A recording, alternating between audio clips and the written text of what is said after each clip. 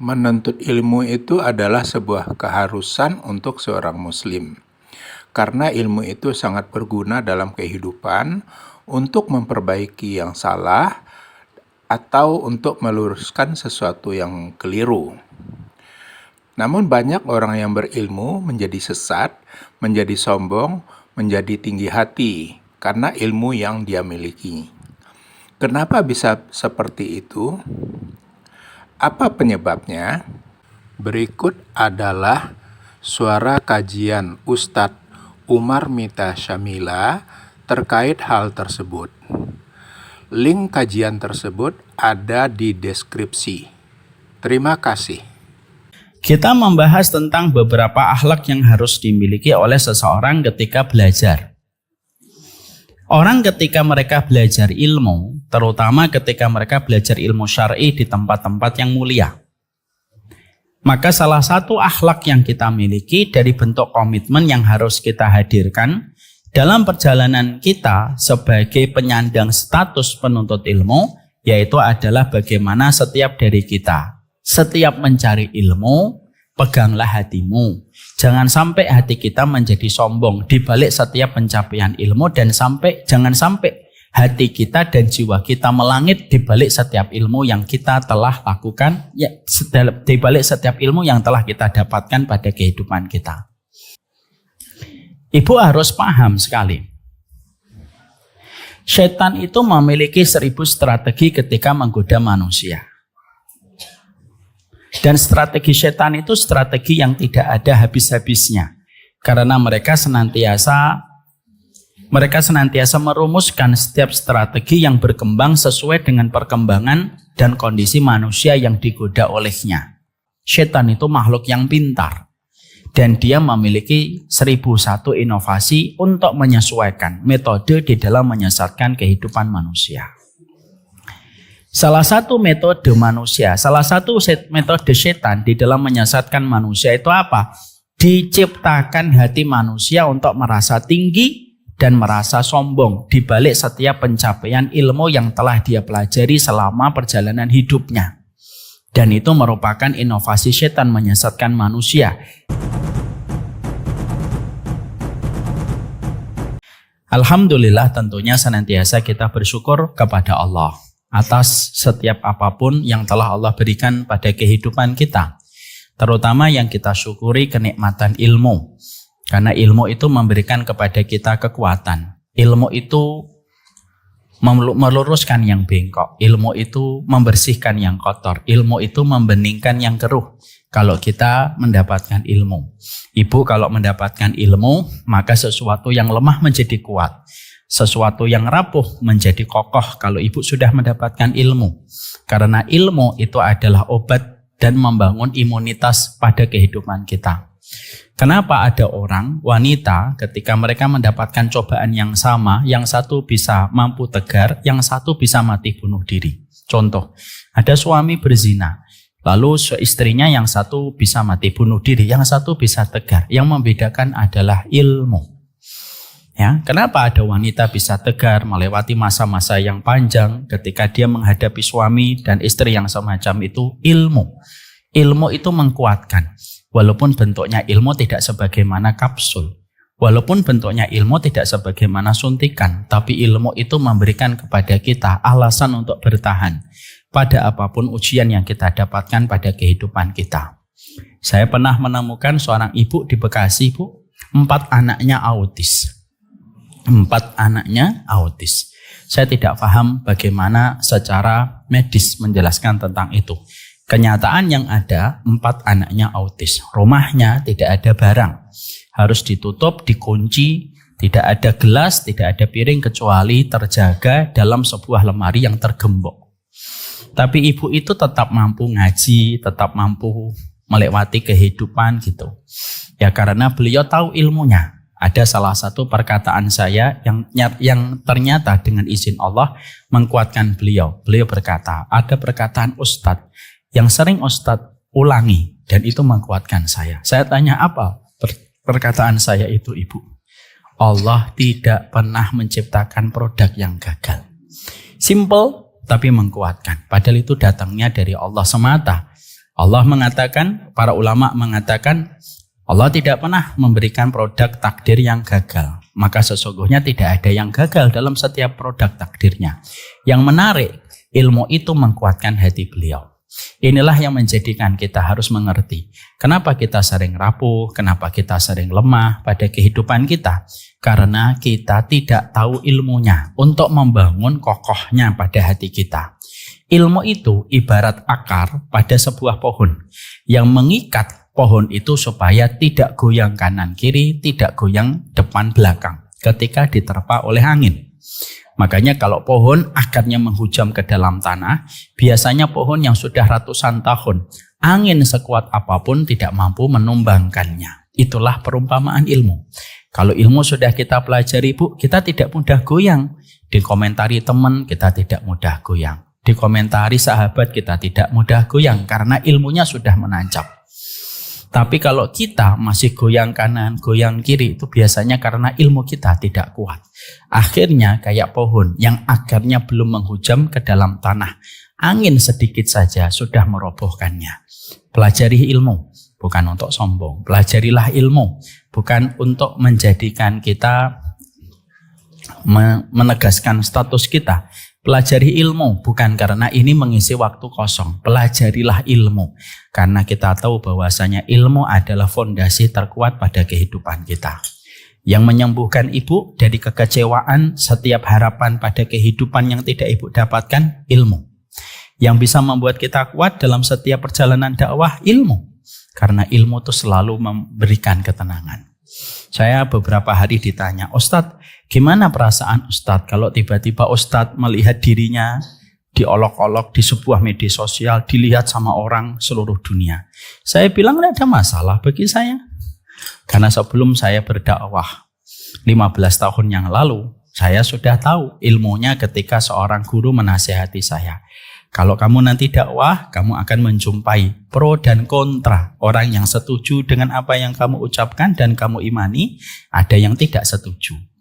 Tapi selama kamu tahu bahwasanya dakwah memang tidak membangun sebuah loyalitas pribadi, tapi memang kita menyampaikan kalimat Allah, maka tidak ada yang perlu dikhawatirkan dan disedihkan terhadap mereka yang kontra.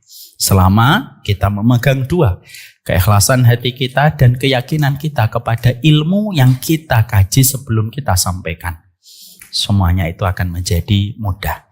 Semoga ilmu itulah yang mengobati kita. Kalau ibu pernah kecewa karena anak, ilmu yang akan mengobati. Kalau ibu pernah kecewa dengan tetangga, ilmu yang akan mengobati. Kalau ibu kecewa dan ibu lemah dengan suami, ilmu yang akan mengobati.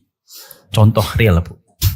Ibu tahu memiliki anak 8 itu pasti melelahkan keluarga saya.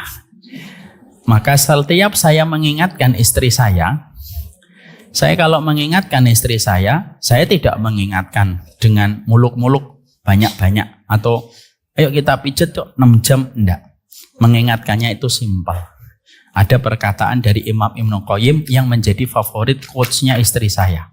Apa itu perkataan dari Imam Ibnu Qayyim? Imam Ibnu Qayyim berkata, kalau laki-laki dan perempuan sudah menikah lalu punya anak, Allah jadikan sebagian dosanya, sebagian maksiatnya, kalau dia sudah punya anak, Allah jadikan sebagian dosanya dan sebagian maksiatnya tidak akan terhapus, kecuali karena kelelahan dan keletihan yang dia dapatkan ketika merawat dan mendidik anaknya.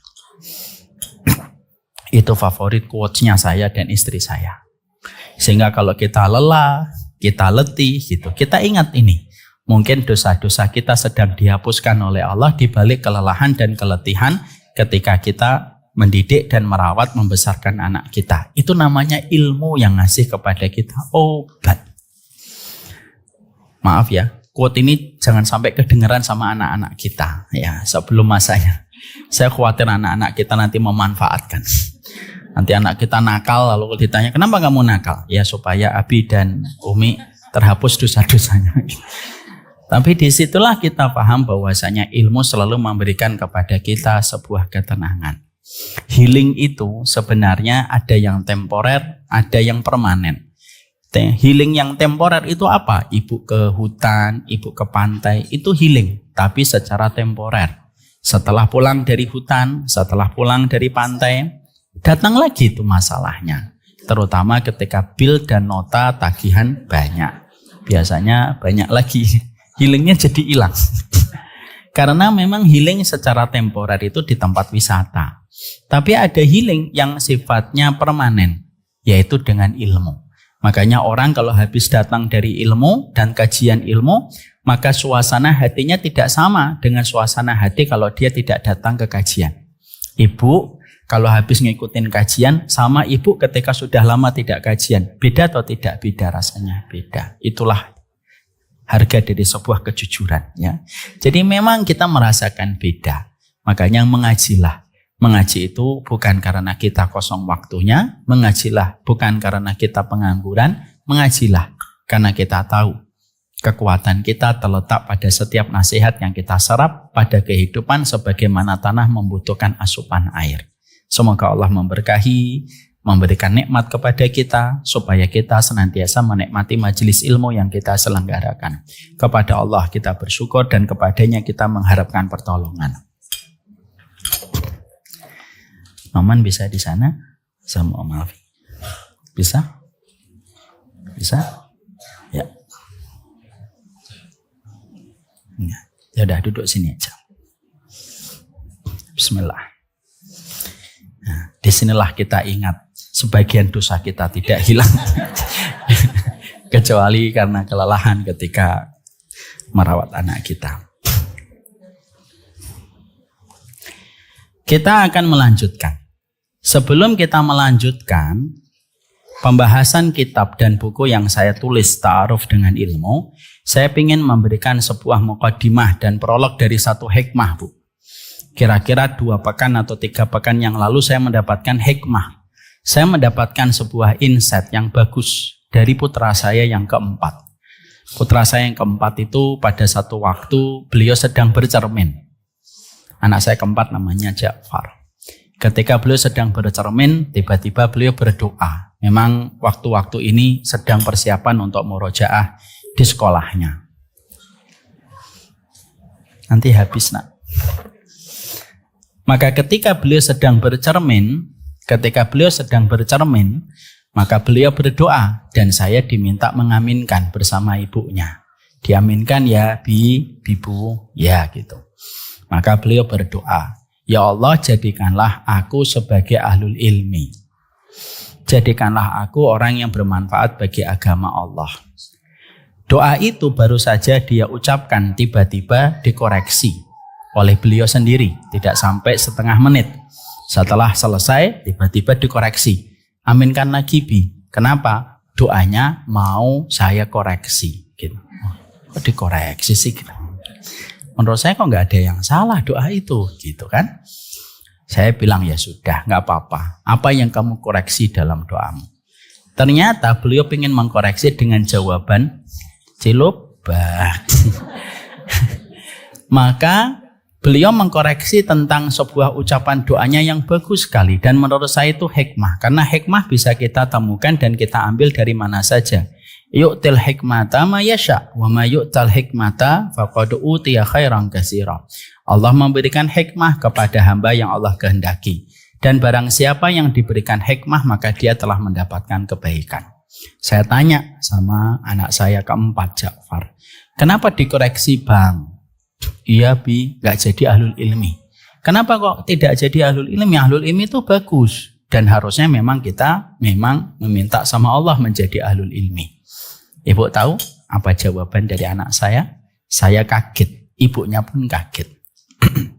Jawaban anak saya pada saat itu adalah, saya tidak mau jadi ahlul ilmi Bi, karena belum tentu ahlul ilmi selamat nanti di akhirat untuk mendapatkan surga. Banyak ahlul ilmi yang kadang-kadang meninggal su'ul khotimah di tengah perjalanan hidupnya. Kaget saya. Terus yang kamu minta apa? Saya ingin menjadi ahlul jannah. Dialog singkat, bukan saya ingin memamerkan anak saya, enggak, insya Allah bukan karena itu. Tapi ada sebuah tali insight yang ingin saya sampaikan kepada ibu. Point of view dari dialog saya dan obrolan saya dengan anak saya adalah Di situ anak saya menyadarkan saya kembali.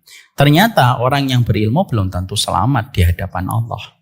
Karena banyak sebab yang bisa jadi menggelincirkan orang yang berilmu untuk masuk ke dalam neraka. Ini bukan berarti akhirnya kita trauma memiliki anak yang kita cita-citakan menjadi ahlul ilmi, bukan. Tapi dialog ini menjadikan kita paham bahwasanya ternyata perjalanan kita menimba ilmu itu belum jaminan mutu dan belum menjadi garansi bahwasanya kita pasti mendapatkan surga. Makanya itulah yang menjadikan kita harus paham. Kenapa setiap proses kita mencari ilmu harus disertai dengan komitmen yang kuat, disertai dengan pembelajaran yang kuat, dan disertai dengan tingkat konsekuensi yang sabar kita hadapi dalam proses kita mencari ilmu. Karena sekali lagi, kita ingin bahwasanya ilmu memberikan keberkahan pada kehidupan kita dan ilmu tidak menggelincirkan kita pada waktu di hadapan Allah dengan ilmu yang kita miliki ketika kita salah menata komponen pada ilmu itu. Ibu salah mencari ilmu, salah menata komponennya. Itu lebih parah daripada tukang PLN ketika salah menata komponen kabel yang bisa menyebabkan konsleting, kebakaran menimpa pada rumah itu. Maka kita mencari ilmu, carinya ilmu benar, komponennya tidak benar, maka menyebabkan sesuatu yang lebih parah daripada konsletnya satu kabel ketika tidak terhubung dengan kabel yang semestinya. Itulah yang kita khawatirkan. Berulang-ulang saya mengingatkan diri saya dan mengingatkan kepada ibu semuanya, bahwasanya yang harus kita ingat itu adalah bahwasanya apa? Inna awwala ma yuhasabu bihil abdu yaumal qiyamah salasatun. Rasulullah sudah mengingatkan, orang yang pertama kali diputuskan nasibnya lalu dijebloskan ke dalam penjara besar neraka itu ada 3 orang. Dan Nabi tidak menyebutkan pezina, Nabi tidak menyebutkan peminum khamr, Nabi juga tidak menyebutkan pembunuh. Siapa 3 orang yang tergelincir pertama kali dan diputuskan untuk dijebloskan ke penjara bernama neraka dan menjadi narapidana neraka? Kata Rasulullah ada 3. 1, orang yang mereka berjihad tetapi niatnya karena ingin disebut pemberani. 2, orang yang mencari ilmu dan membaca Al-Quran tetapi niatnya disebut sebagai alim dan qori yang indah suaranya. Dan yang ketiga, orang yang bersedekah tapi niatnya supaya mendapatkan status kedermawanan. Maka itulah yang menjadikan kita paham, Masya Allah ya, ternyata ilmu walaupun kita datang, walaupun kita pelajari, walaupun kita hafal, belum menjamin 100% kita akan terjaga dan mulus menuju ke surga. Sampai kita memperhatikan seluruh komponen yang ada dan berkaitan tentang ilmu yang kita kaji. Inilah yang menjadikan kita, kenapa kita membahas ta'aruf dengan ilmu, supaya kita paham apa yang harus kita lakukan pada proses kita ketika mencari ilmu. Paham sampai di sini Ibu? Paham insyaallah. Sekarang mari kita buka halaman ke-73.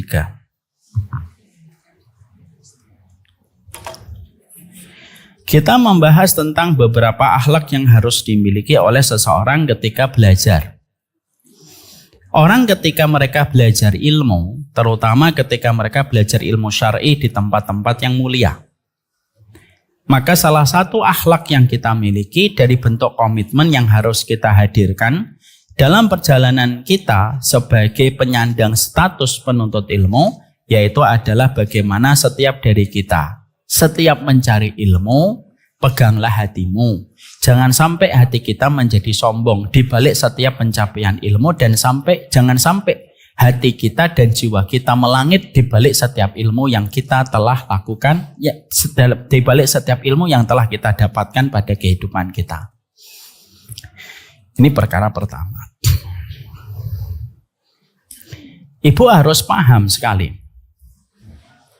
Setan itu memiliki 1000 strategi ketika menggoda manusia. Dan strategi setan itu strategi yang tidak ada habis-habisnya. Karena mereka senantiasa merumuskan setiap strategi yang berkembang sesuai dengan perkembangan dan kondisi manusia yang digoda olehnya. Jangan kita mengira bahwasanya setan itu merupakan makhluk bodoh.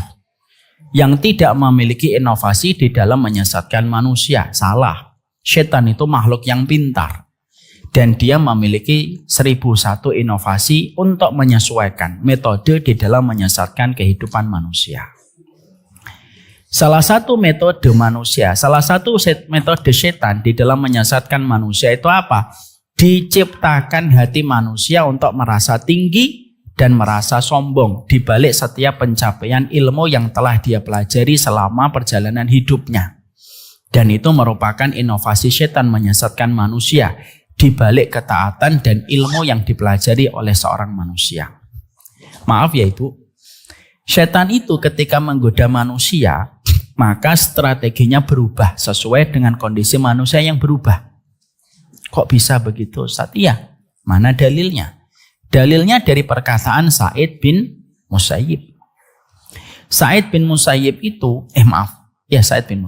Sa'id bin Musayyib itu menyampaikan, ternyata ketika setan itu menggoda manusia, ketika manusia dan perempuan digoda oleh setan, ketika sebelum menikah, apa godaan setan?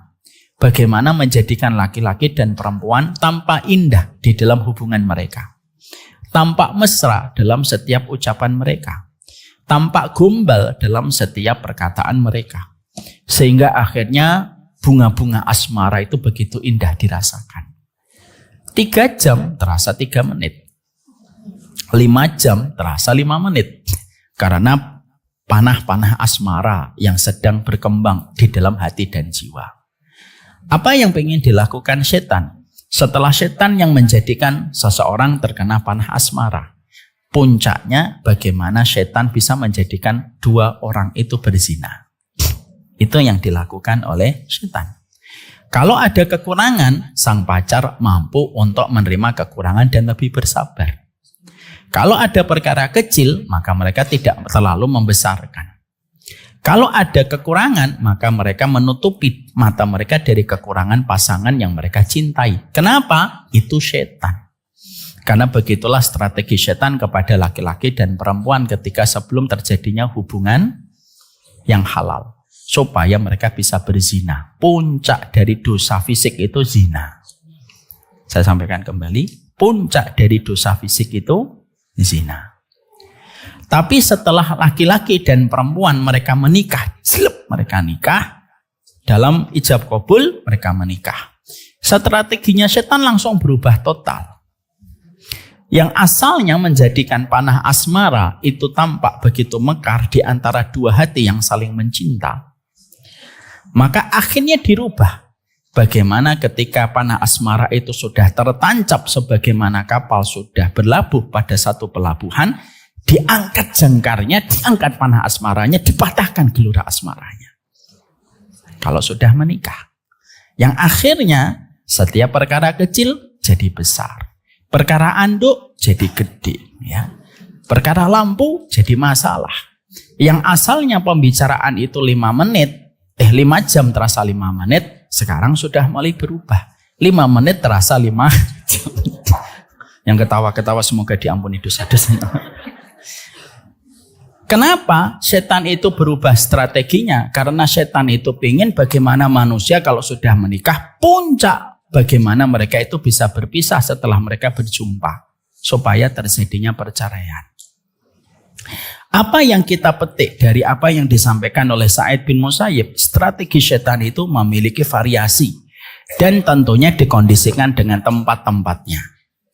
Apa korelasi dengan kita dalam proses kita mencari ilmu? Oh, korelasinya kuat Ibu. Proses kita ketika kita mencari ilmu, itu godaan setan kepada kita tidak sama dengan godaan setan sebelum kita datang ke tempat ilmu.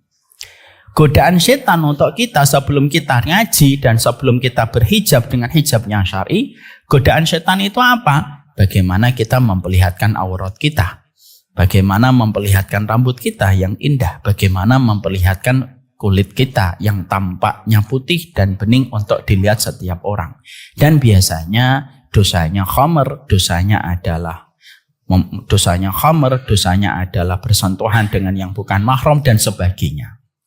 Tapi ketika manusia sudah mulai ngaji, dia menutup auratnya, lalu sudah mengatakan saya akan berhijrah dan meninggalkan dunia kelam hitam dosa dan maksiat, maka semenjak saat itu setan tahu strategi harus berubah karena target sudah mengalami perubahan.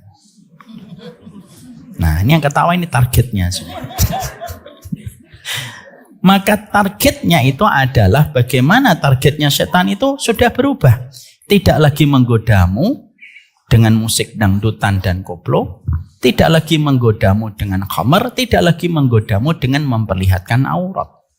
Tapi dia menggodamu dengan versi dosa yang lainnya yang tidak kita sadari. Ternyata menggerus hati kita.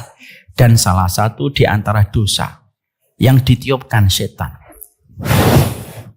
ke dalam hati setiap penuntut ilmu adalah dosa kesombongan di balik setiap ilmu yang telah dia capai. Di balik hijab kita, di balik ngaji kita, disitulah setan datang dalam versi yang berbeda. Membuat kita supaya sombong. Bisa menimpa ke guru, bisa menimpa ke ustadz, bisa menimpa ke santri, bisa pula menimpa kepada santriwati siapapun. Karena apa? Godaan majelis ilmu itu tidak lagi khamar. Ada nggak ustadz yang ngomong ketika lagi kajian, khamarnya mana ini? Nggak ada. Nggak ada. Ada nggak majelis ilmu yang tiba-tiba berkata, ustadz kapan jogetannya? Nggak ada. Nggak ada. Tapi godaannya adalah lewat tiupan yang ada pada hati kita, di balik apa yang telah kita peroleh, walaupun sebenarnya yang kita peroleh itu belum terlalu banyak, tapi dijadikan bagaimana hati kita itu menjadi sombong di balik apa yang telah kita lakukan dan apa yang telah kita capai. Dan itulah yang disebut dengan sebuah kesombongan. Mana dalilnya Ustadz kalau setan itu memang menggoda kita dengan kesombongan? Dalilnya jelas. Tolong Ibu perhatikan.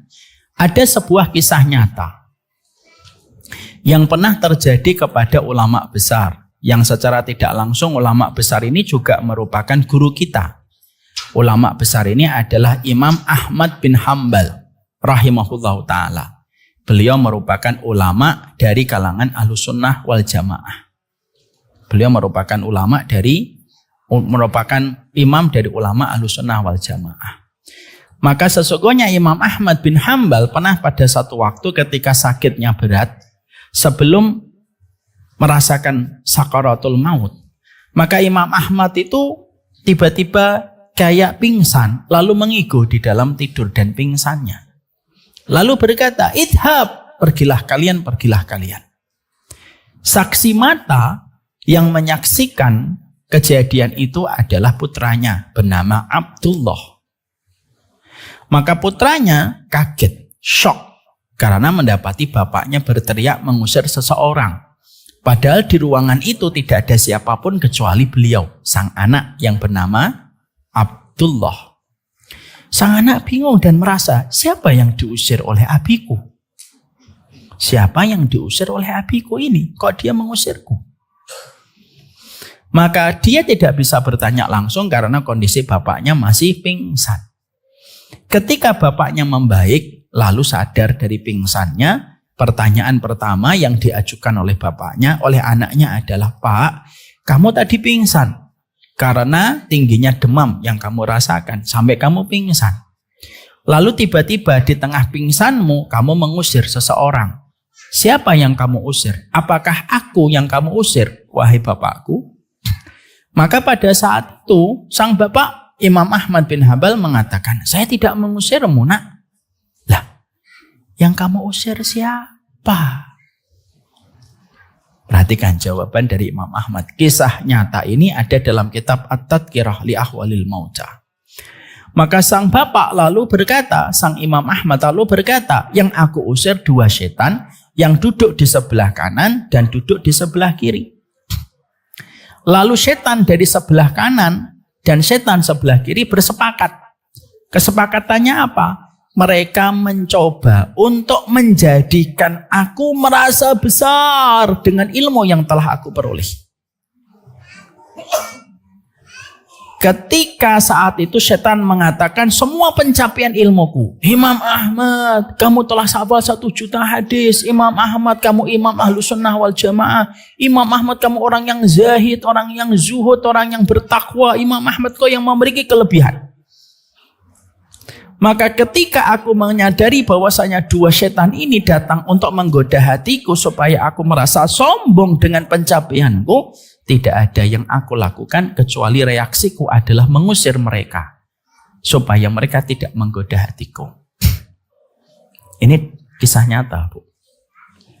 Maka akhirnya menjadikan kita terkadang disitulah kita memahami kesombongan itu merupakan salah satu inovasi serangan setan bagi siapapun yang menata ilmu dan mendapatkan ilmu.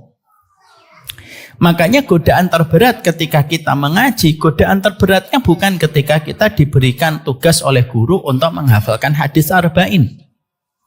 Yang biasanya ibu tidak hafal-hafal. Kecuali innamal a'malu binniyat.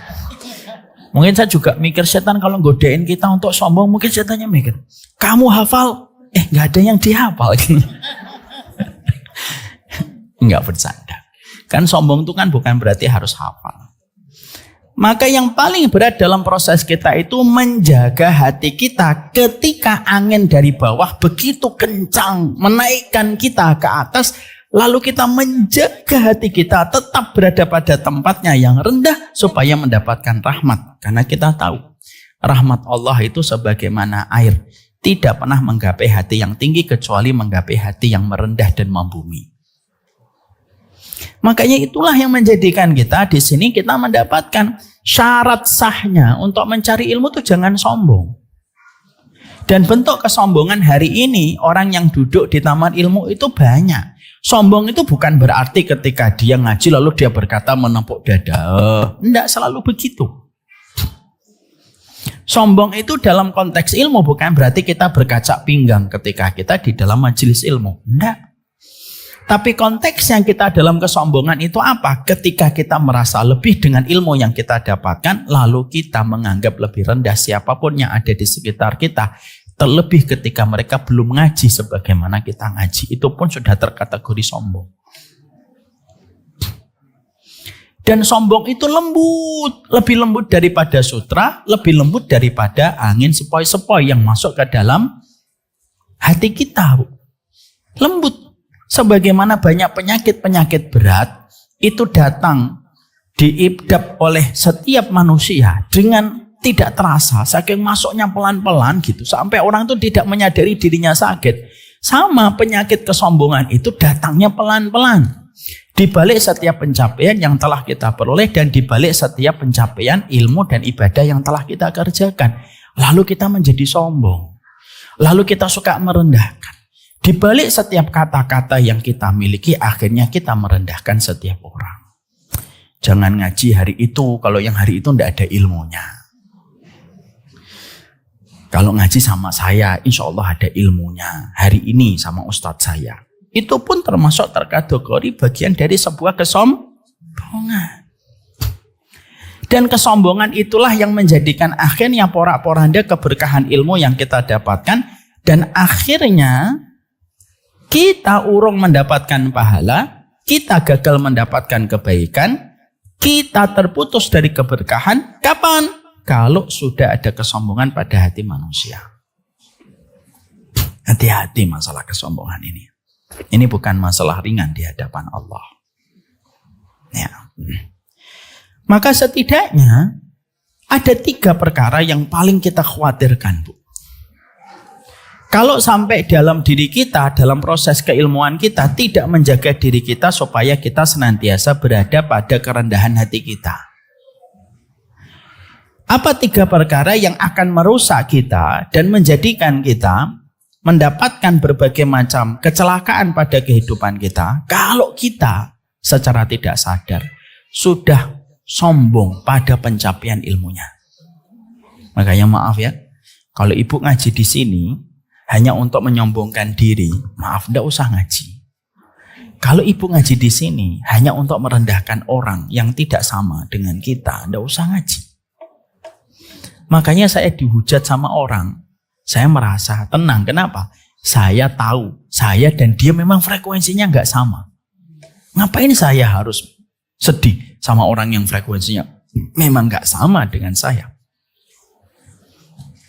Karena hari ini Bu, kesombongan itu begitu banyak kita jumpai, kita dapatkan di balik setiap komentar yang disampaikan setiap penuntut ilmu tanpa disadari sudah merendahkan orang lain. Kita memang harus merasa yakin dengan ilmu kita, wajib. Tapi merendahkan pendapat yang sama, tapi merendahkan pendapat yang tidak sama dengan pendapat kita, itu bagian dari cermin kesombongan. Mari kita bedah. Apa 3 perkara yang merusak? Apa 3 perkara yang merusak pada kehidupan kita ketika kita betul-betul tidak menjaga hati kita dari unsur kesombongan pada jiwa kita dalam proses kita membuka kitab, dalam proses kita memperbaiki keilmuan kita. Yang pertama, orang yang mereka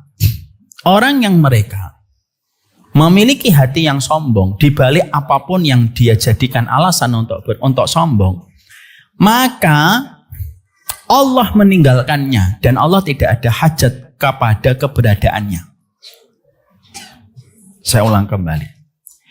Siapapun manusia dan siapapun makhluk yang mereka itu sudah sombong dengan hatinya, sombong dengan apa yang telah dia peroleh dan telah dia dapatkan, Allah meninggalkan dan Allah tidak memperdulikan keberadaannya. Dan kalau sudah jauh dari rahmatnya Allah, apa yang kita bisa bayangkan pada kehidupan orang itu?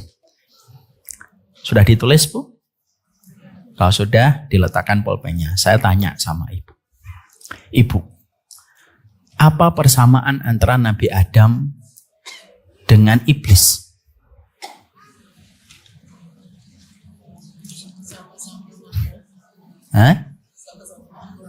Sama-sama makhluk hidup. Betul. Itu jawaban versi biologi. Sama-sama makhluk hidup. Sama-sama makhluk Allah. Betul. Itu secara jawaban tauhid. Sama-sama? Ya, betul. Iblis dan Adam sama-sama melakukan satu kesalahan. Betul atau tidak? Kesalahannya Nabi Adam apa? Kesalahan Nabi Adam memakan buah yang diharamkan oleh Allah. Khuldi itu bukan nama buahnya, khuldi itu sifatnya. Khuldi itu artinya keabadian. Buahnya apa? Hanya Allah yang tahu. Saya ingin tahu buahnya, tidak terlalu penting. Ada ilmu yang terkadang tidak terlalu penting untuk diketahui. Buahnya apa, warnanya apa, beratnya berapa kilo, tidak penting. Tapi memakan buah yang diharamkan oleh Allah. Salahnya iblis dan kesalahan iblis itu apa, Ibu? Apa kesalahan iblis? Melanggar perintah Allah untuk bersujud kepada Nabi Adam. Itu persamaan iblis dengan Adam. Persamaan yang kedua antara iblis dengan Adam itu apa? Sama-sama dikeluarkan dari surga. Ada apa, Ibu? Ada iblis? Oh, ada laba-laba. Mas, ada laba-laba, Mas. Alhamdulillah saya bawa pawangnya, Bu. Mas.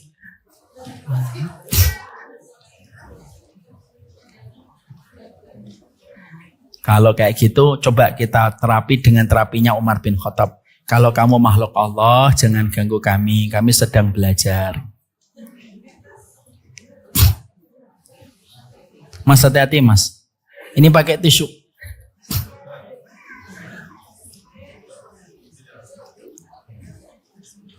Awas, Mas.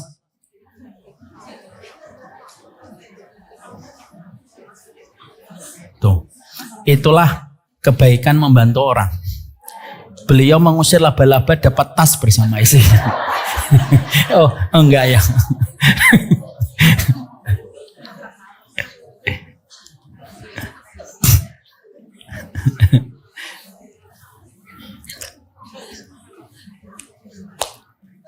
Sudah?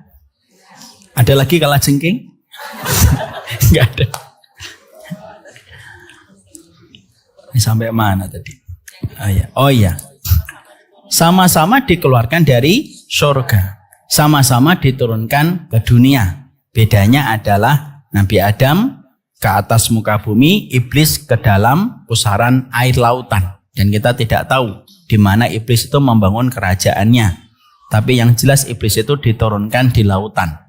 Nabi Adam diturunkan di atas daratan. Tetapi di antara 3 persamaan itu ada satu perbedaan antara Adam dengan iblis. Ada satu perbedaan. Perbedaannya apa? Iblis ketika habis melakukan kesalahan, iblis itu melakukan kesalahan itu karena kesombongan. Adapun Adam itu melakukan kesalahan itu karena kebodohan, karena dia ditipu. Ya, saya ulang kembali.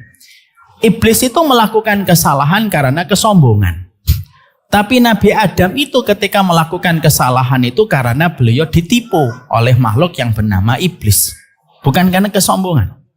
Makanya ketika mereka satu kesalahan, ketika akhirnya Nabi Adam menyesal karena dia melakukan dosa bukan karena kesombongan. Adapun iblis ketika melakukan kesalahan itu karena kesombongan. Perhatikan, Allah memperlakukan 2 makhluk ini berbeda.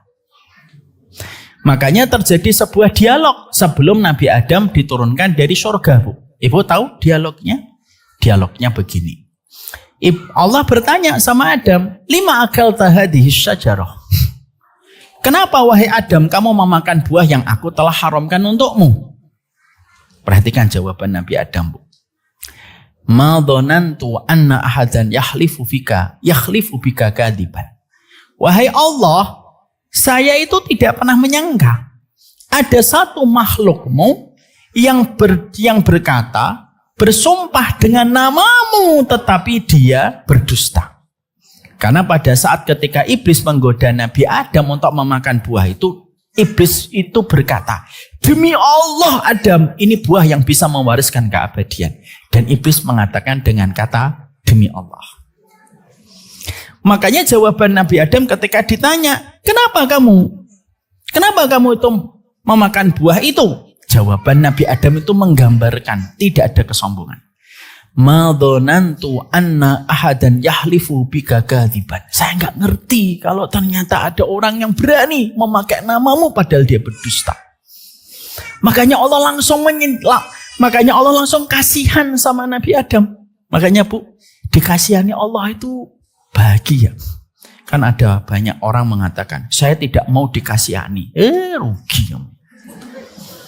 Justru karena kita dikasihani, kita masuk surga. Maka karena Allah kasihan sama Nabi Adam, karena dia ditipu dan menunjukkan kerendahan hatinya, maka Allah mengajarkan sebuah doa sebelum Nabi Adam diturunkan dari surga. Aku ajarkan satu doa, aku kembalikan lagi kamu ke surga. Doa ini dipegang. Apa doanya? Rabbana dzolamna anfusana wa illam taghfir lana wa tarhamna lanakunanna minal khasirin. Itu doa, Bu, itu doa pertamanya makhluk yang diajari langsung oleh Allah. Itu doa itu. Maka Nabi Adam setelah mendapatkan pengajaran Rabbana dzolamna baru diturunkan dari surga itu, dan dia memakai doa itu sepanjang hidupnya ketika menyesali kebodohannya, ketika dia tertipu dengan iblis. Beda dengan iblis. Iblis sebelum diturunkan dari surga pun terjadi dialog. Masya Allah ya Bu. Ini apa yang kita ambil kesimpulan? Allah itu sebelum menjatuhkan vonis, Allah itu selalu bangun dialog dulu.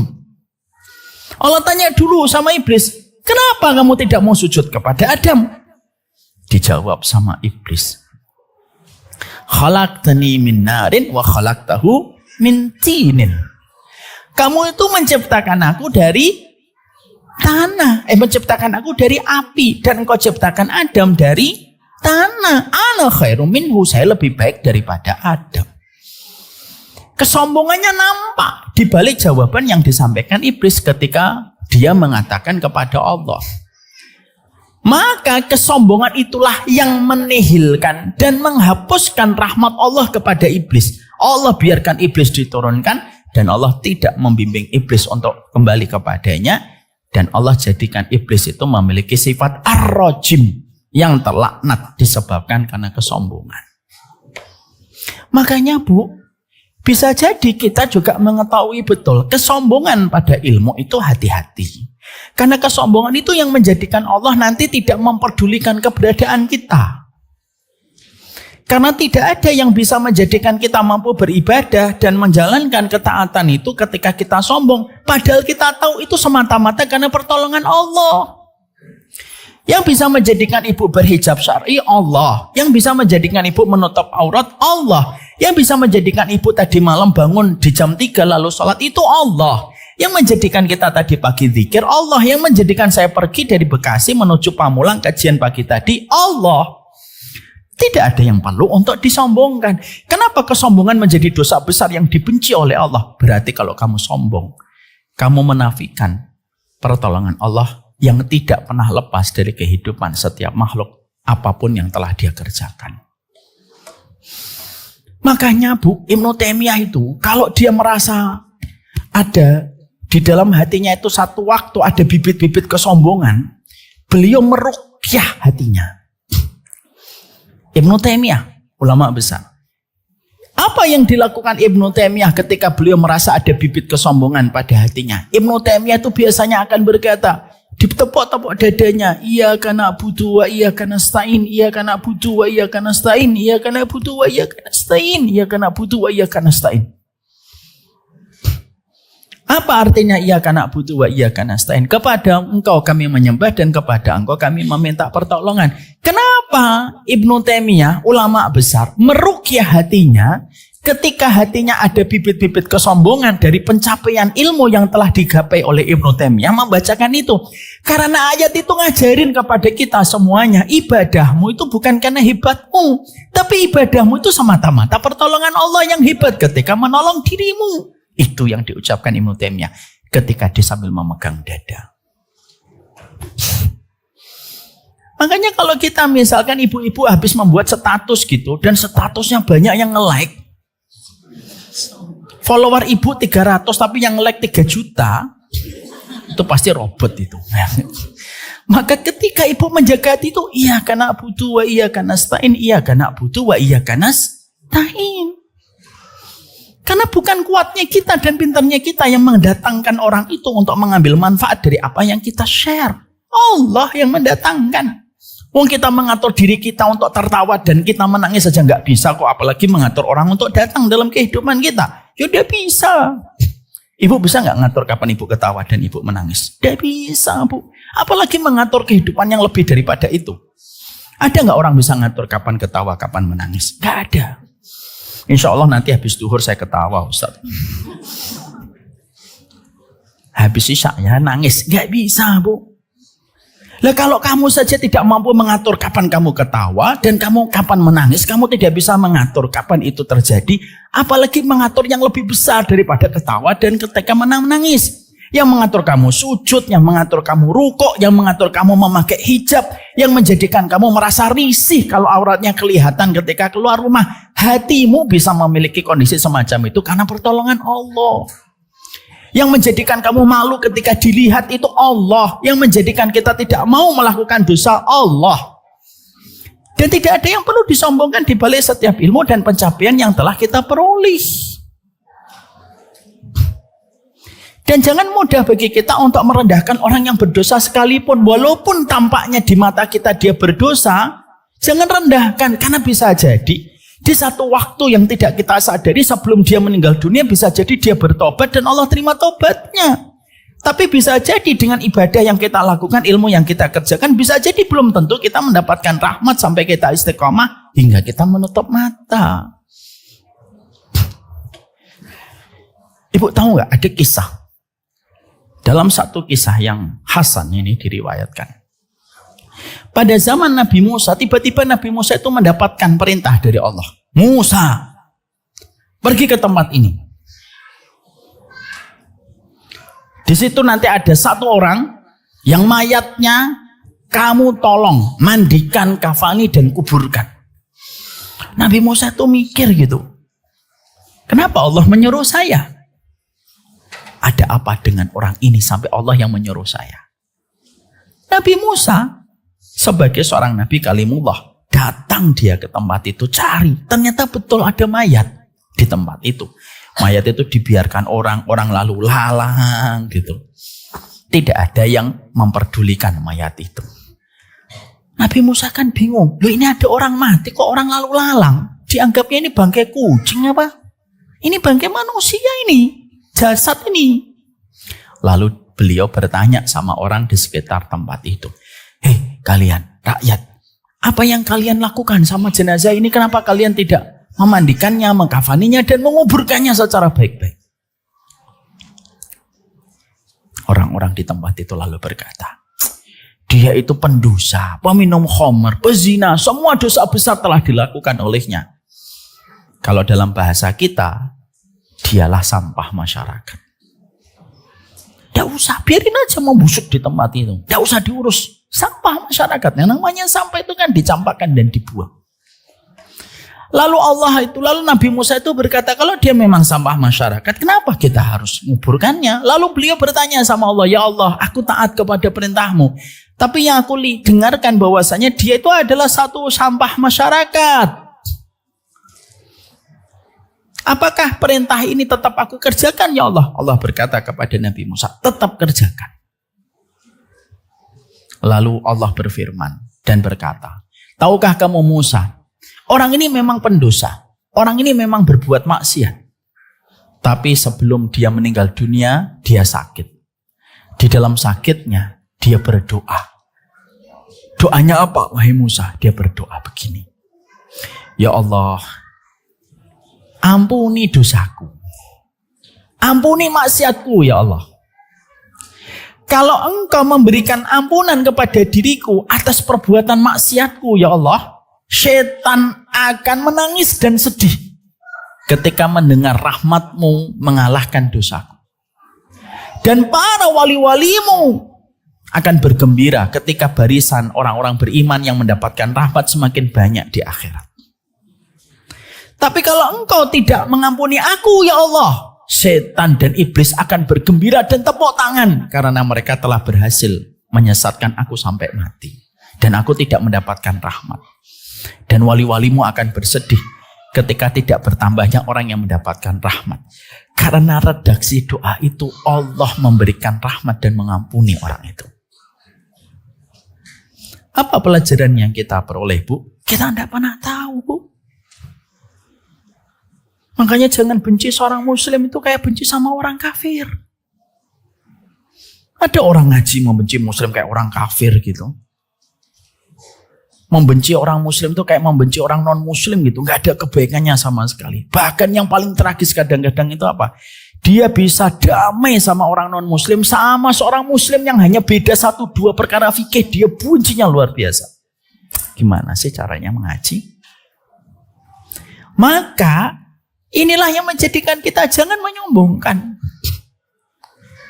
Makanya nanti setelah kita pulang gitu, dalam setiap kajian kitab-kitab yang berjejer itu, Bu, yang ada di lemari kecil, di lemari perpustakaan rumah kita, yang plastiknya masih ada di buku-bukunya itu loh, yang bukunya nggak pernah dibuka plastiknya. Jadikan hati kita merendah, supaya tidak ada lagi hati yang tinggi ketika kita mempelajari ilmu, supaya keberadaan posisi kita tidak ditinggalkan oleh Allah. Yang kedua, apa akibatnya kalau seseorang itu sombong? Orang itu kalau sombong, akibat yang kedua, Allah memberikan kepadanya su'ul khatimah. Walaupun dia melakukan ibadah yang banyak. Ketika seseorang itu sudah sombong di balik setiap pencapaian yang telah dia kerjakan. Ibu, saya tanya jujur.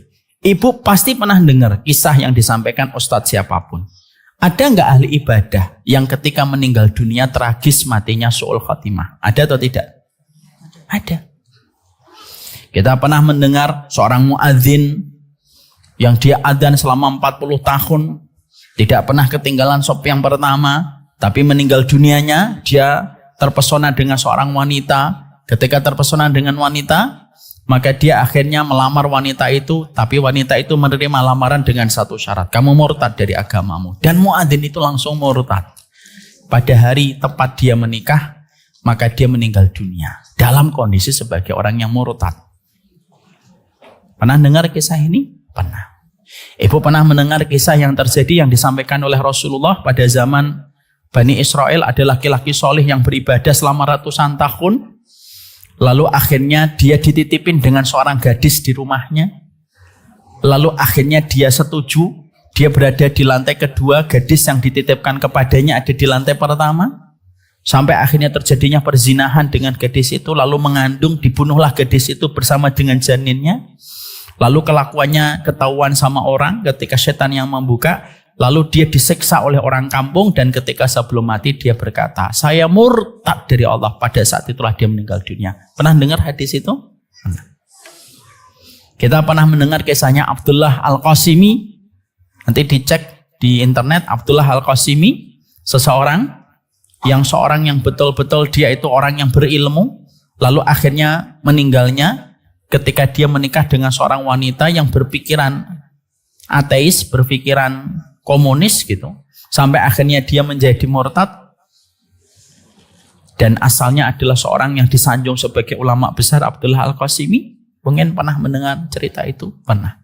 Pertanyaan kita, Ustadz, kenapa ada orang pencapaian ibadahnya luar biasa, ketaatannya luar biasa, ibadahnya mempesona, tapi bisa jadi ujung kematiannya itu dalam kondisi su'ul khotimah? Para ulama menjelaskan, kalau kamu dapatkan kisah nyata, orang yang taat ibadah, orang yang ibadahnya bagus, tapi ujung kematiannya adalah su'ul khatimah, fix dan confirm. Orang itu sombong di balik ibadah, sampai Allah tinggalkan ibadahnya, Allah tidak hajatkan ketaatannya, Allah campakkan husnu, Allah campakkan su'ul khatimah pada akhir hidupnya. Coba Bu. Orang yang Abdullah Al-Qasimi, nanti ibu baca kisahnya. Abdullah Al-Qasimi itu ulama besar Bu. 1900-an awal beliau itu menjadi ulama. Sampai bisa menjadi murtad. Kok bisa? Karena setiap ibadah yang sudah kecampur dengan sebuah kesombongan, Allah campakkan ibadah itu. Allah tinggalkan ketaatan itu. Allah tutupkan harinya ketika di dunia dengan kematian su'ul khatimah. Dan itu yang paling menakutkan. Itu yang kedua. Jangan sombong.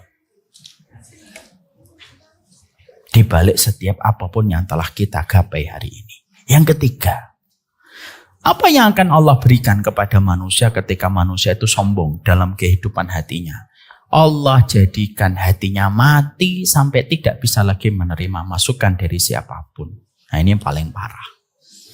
Kalau sudah mati tidak bisa menerima masukan dari siapapun, maka sesungguhnya tidak ada yang bisa memberikan kebaikan dalam hidupnya. Dikasih nasihat hanya mencari yang benar.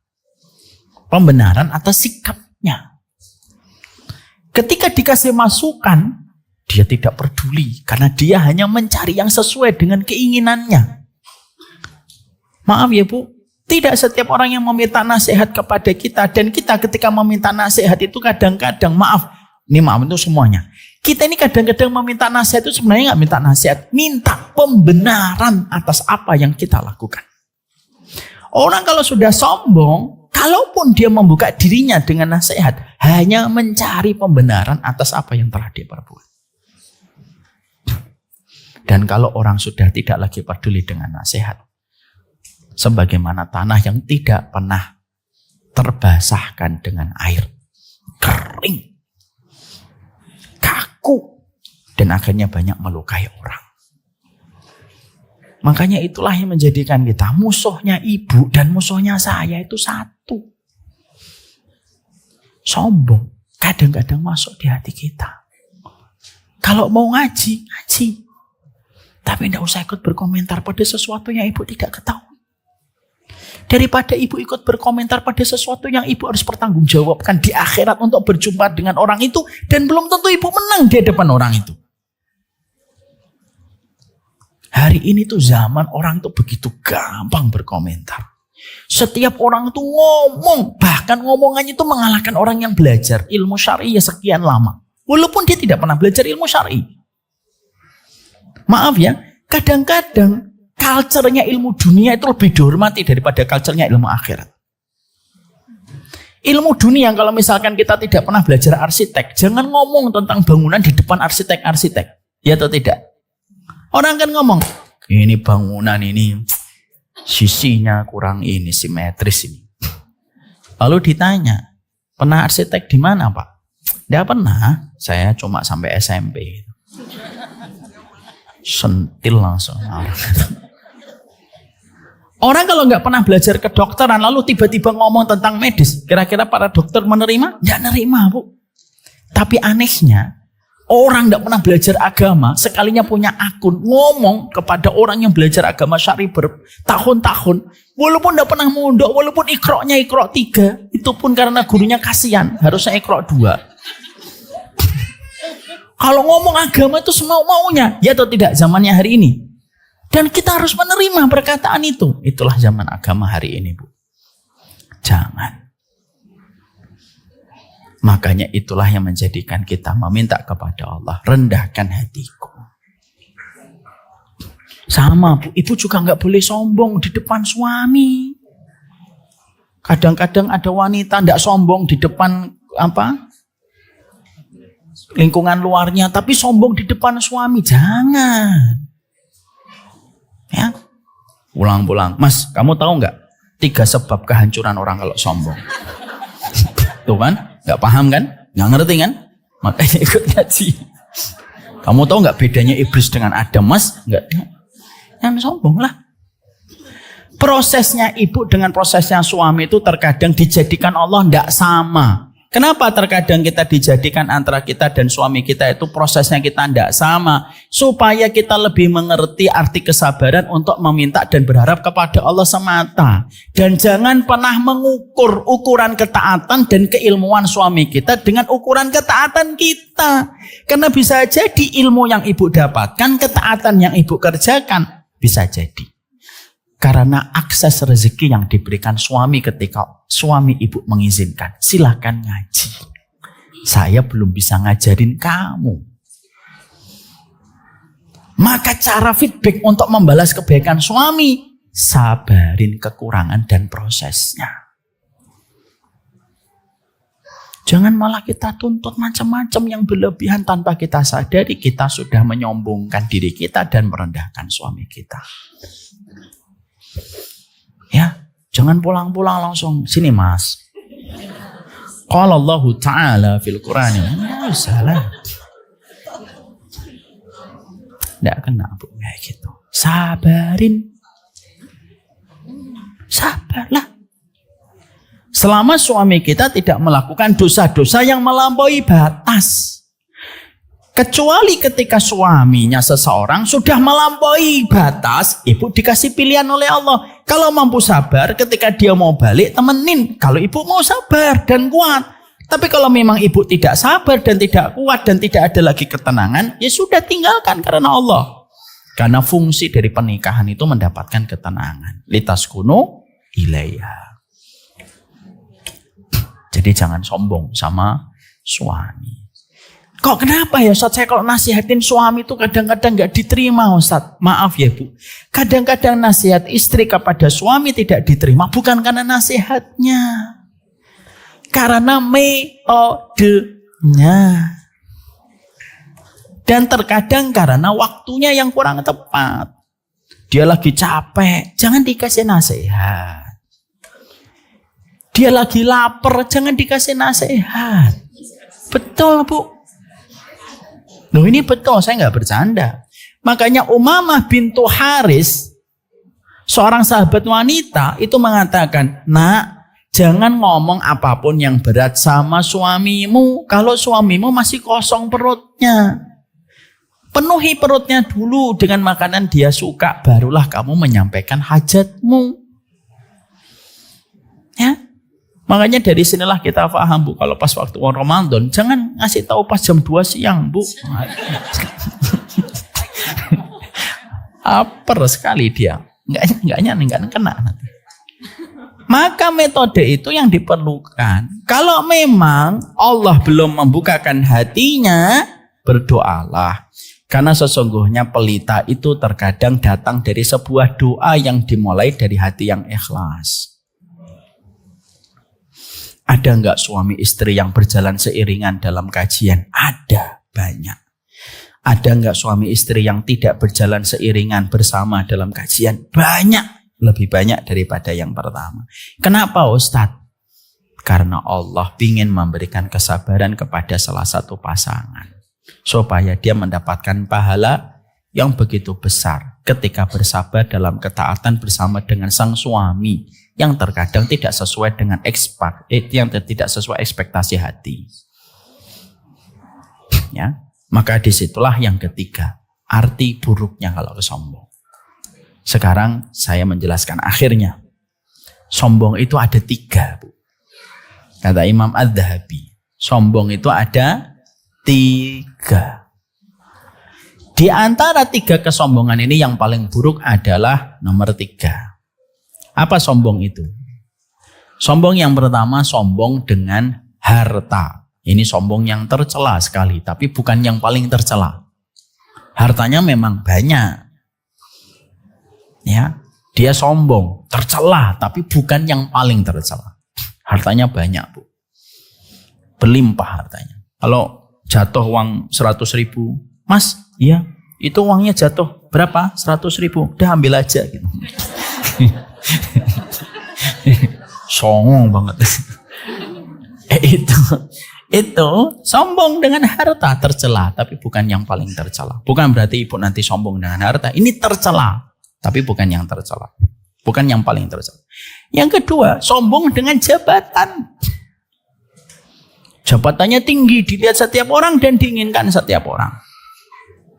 Dan yang ketiga, sombong dengan ilmu dan ibadahnya. Mana yang paling buruk, Ustaz? Imam Adz-Dzahabi rahimahullahu ta'ala mengatakan, sombong dengan jabatanmu, sombong dengan duniamu, tidak separah sombongnya dirimu dengan ilmu dan ibadah. Ilmumu yang harus kamu jaga. Dan itulah yang menjadikan kita berdoa. Di setiap pencarian ilmu kita, ya Allah, jangan sampai saya sombong. Makanya maaf ya Ibu, kata Umar bin Khattab, al-ilmu salah satu asbar.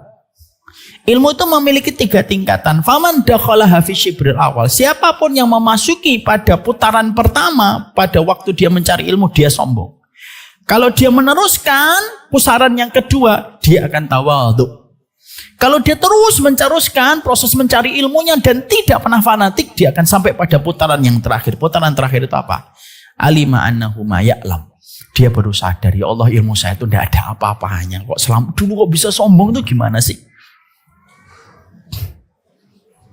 Makanya kalau ada orang sudah tawadhu, sudah merasa tidak ngerti apa-apa, ketemu sama orang yang baru belajar, nggak ketemu frekuensinya, Bu. Karena orang yang baru belajar itu satu sombong. Itu yang dikatakan oleh Umar. Faman dakhalaha fi syibril awal takabbara. Orang itu kalau baru putaran pertama ngaji, itu pasti sombong dia. Salah itu, nggak benar itu. Salah itu. Makanya ngaji yang benar, kan begitu. Maka akhirnya terjadi kesombongan. Tapi kalau dia terus belajar, dia tawadhu, mulai pelan-pelan tawadhu. Kalau dia terus belajar, dia baru merasa tidak tahu apa-apa. Yang parah itu kalau putaran pertama, setelah itu nggak naik-naik. Ya udah sombong aja sampai mati. Nah itu yang paling parah. Disitulah kita akhirnya paham. Jangan sampai sombong. Angkat tangannya. Angkat tangannya semuanya. Dipegang dadanya begini. Iyyaka na'budu wa iyyaka nasta'in. Iyyaka na'budu wa iyyaka nasta'in. Iyyaka na'budu wa iyyaka nasta'in. Kalau tiba-tiba ibu melihat gamis-gamisnya yang panjang. Iyyaka na'budu wa iyyaka nasta'in.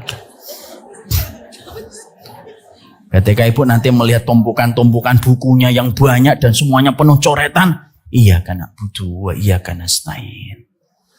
Ketika ibu tiba-tiba melihat temannya datang dari satu reuni gitu dan ternyata dia baru Iqra 3, Dan ibu sudah hafal juz 30. Iya karena bucu. Itu yang menjadikan hati kita merendah. Hati yang membumi, itulah yang mendapatkan rahmat. Assalamualaikum warahmatullahi wabarakatuh. Penonton yang dirahmati Allah, bagaimana pendapat Anda dengan tema kajian kali ini? Bermanfaatkah? Berikan pendapat Anda di kolom komentar di bawah. Semoga Allah memberkahi kita semua. Amin. Jangan lupa klik like, subscribe, dan lonceng ya. Terima kasih.